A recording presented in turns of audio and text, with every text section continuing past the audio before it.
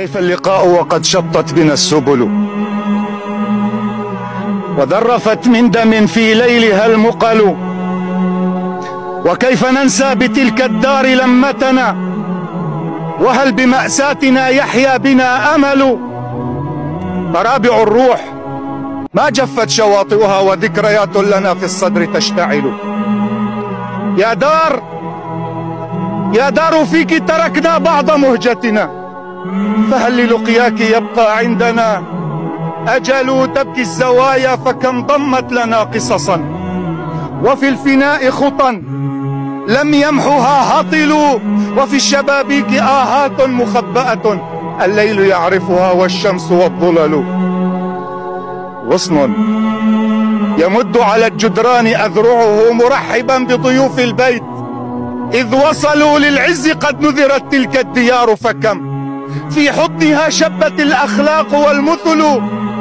عند الوداع انثنت جدرانها ألما، ودت لو احتملت في رحل من حملوا، فكيف لم تزهق الأرواح حين نأت، وكيف لم ينفطر قلب إذ ارتحلوا، حتى الحجارة قد حنت لساكنها، فكيف بالقلب إذ ضاقت به الحيل. يا صاحي لا تحسب الجدران من حجر، بل أنفس في سكون الليل تبتهل.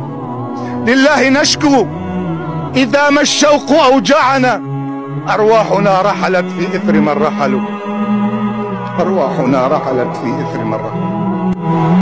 حان اللقاء وقد تاقت لك القبل، وأينع الحلم فينا فهو مكتمل. ما كنت أحسب أن ألقاك ثانية، وقد تمادى النوى واستنفذ الأمل. أتعلمين مدى الأشواق إذ سفحت، وهل رأيت سواقي الجمر تنهمل، وهل خبرت عن الذكرى وما فعلت، وكم لقيت من الأغراب ما فعلوا.